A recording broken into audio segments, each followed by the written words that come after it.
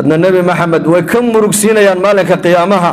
iyagoo islaamnimada ilaahay ku deeqay markii banka qiyaama xagga naarta loo leexiyo oo nabigu oran doono iga dheereeya dadna iyagoo nabi maxamed aanan arkin ay nabiga hadigiisa iyo sunnadiisa jeclaanayaan iyo dhaqankiisa iyo diintiisa bay jeclaanayaan ummadana diinta way gaarsiinayaan oo way gudbinayaan maalinka qiyaamaha ay soo bixi doonaan iyagoo aclaama oo ummado badan gadaashooda ay socoto dadna kuwaana nabigu calayhi salaatu wasalaam waa ku farxi doonaa maalinka qiyaamaha waxa uu nabigeenu inoo sheegayaa sallallahu alayhi wasallam diin oo dhan nabigu wuxuu ku soo koobay inay tahay nasiixo nasiixada macnaheeduna waa maxay markay culimadu ay sharxeen waxay yiraahdeen waa ikhlaas iyo sidq inaad allihii ku abuuray cibaadadiisa aad u baraxtirtaa isaga iyo in maaragtaane aad noqotaa qof caqiidadiisa iyo iimaankiisa iyo diintiisu qalbiga ay biyo dhigtay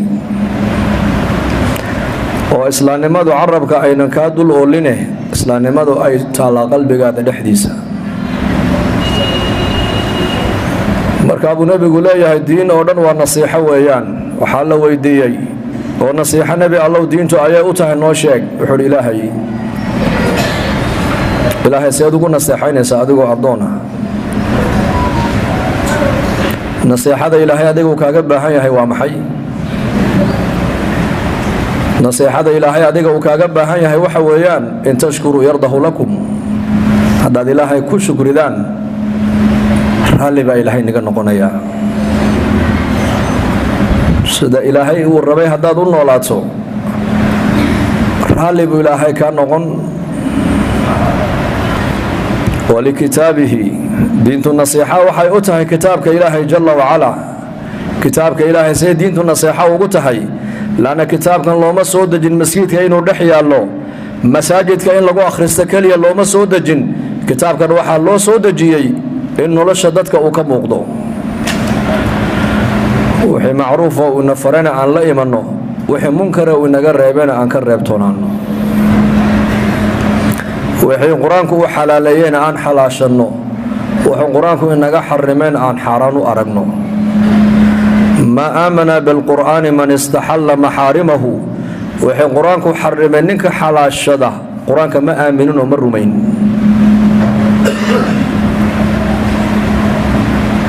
man qaala bihi sadaqa ninka yidhaahda ilaahay baa sidaa yidhi oo kalaamkiisii baa sidaa leh oo qur-aanka sidaasuu ina farayaa ninka yidhaahda run buu sheegay buu nebigu yidhi calayhi salaatu wasalaam waman camila bihi ujir qofka qur-aanka ku dhaqmee ku camal falayna ajar iyo thawaab buu ka helayaa buu nebigu yidhi waman xakama bihi cadal qofka qur-aankaa sharci ka dhigtee ummad ku dhaqay ee xilkaa loo dhiibay shareecadda islaamka ku dabaqayna uu cadaalad falay buu nebigu yidhi cadaaladdu meel kale ma taalle cadaaladdu kitaabka ilaahay bay ku dhex jirtaa cadaalad meel kale ma taallo cadaalad haddaad doonaysa kalaamka ilaahay u noqo waman dacaa ilayhi hudiya ilaa siraatin mustaqiim buu nebigu yidhi qur-aanka ninka dadka xagga kitaabka ilaahay ugu yeeree yidhaahda war diinteenna han baranno war diinteenna han ku dhaqanno war diinteenna han ka shaqayno war diinteenna han isku dhaqno war diinteenna han ku camal fallo war nolosheenna sees qur-aanka han uga dhigna ninka yidhaahdana dariiqa mustaqiimka ku dhacay buu nebigu yidhi calayhi salaatu wasalaam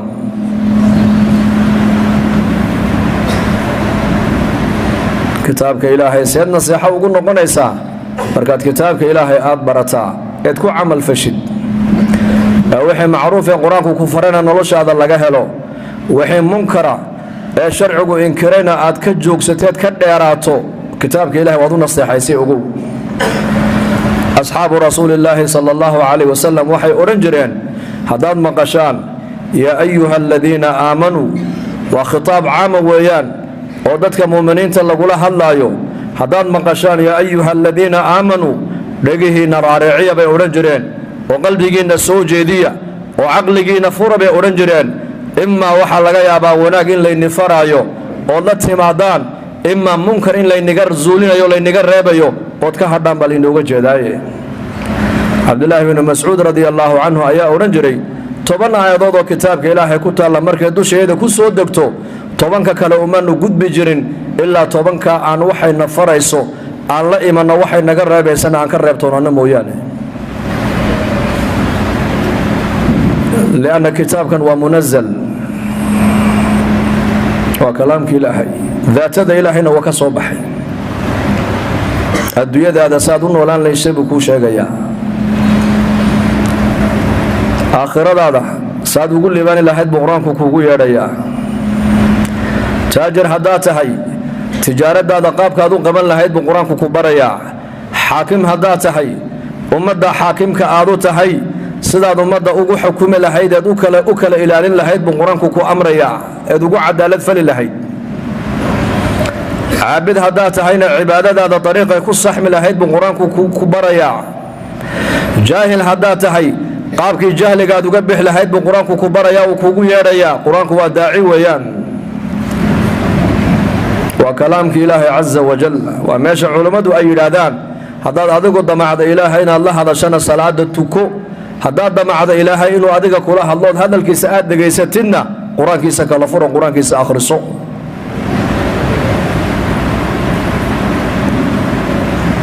marka kalaamka ilaahay caza wajalla kitaabka ilaahay saad ugu nasteexayn waxa weeyaan waa inaad isagana ikhlaas u samaysaa mukhlis waa inaad ahaataa qur-aanka ku dhaqankiisu waxa weeyaan waa naseexadii qur-aanka ku camalfalkiisu waa naseexadiisii walirasuulihi buu nabigu yihi calayhi salaatu wasalaam rasuulkiisa diintu naseexa waxay u tahay rasuulka ilaahay oo nebiyullaahi muxamed calayhi salaatu wasalaam naseexada nebi maxamed adiga uu kaaga fadhiyaa maxay tahay waxay tahay maadaama nebi maxamed calayhi salaatu wasalaam uu ahaa nebiyu raxma oo bashariyadda adduunyada ku nooloo dhan nebiga loo soo saaray waa nebi waa rasuul caalamiya waxau dharaarya habeen ku walwal ayuu ka fikirayey sidee ummaddani ay maaragtaane naar uga badbaadaayo naxariista ilaahay u mutaysataa haddaad markaa nebi maxamed calayhi salaatu wasalaam aad raacdo ood rumayso oo sunnadiisii iyo dhaqankiisii aad la timaaddo qalbigiisii baad u qaboojisay maalinka qiyaamahana uu kugu farxi doonaa nebigu calayhi salaatu wasalaam oo waxaad badinaysaa ummaddiisa tiradeedii baad badinaysaa oo nebi maxamed waxaad ugu nasteexaynaysaa waa markaad nebinimo aad u aamintid noloshaada oo dhanna isaga sunnadiisa aad kaga dayteed ka raacdo laana nebigu xariis buu ahaa xariis wuxuu ku dadaalayey dadka adduunyada jooga oo dhan dhammaan inay wada islaamaan ee naxariista ilaahay wada hoos tagaan markaasaa ilaahay qur-aankeennu kaga warramay wamaa akharu nnaasi walow xarasta bimu'miniin dadka badankood haddaad ku dadaasho inay wada hanuunaan ood adigu aad isku taxallujiso inay bini aadamku dhammaan wada hanuunaan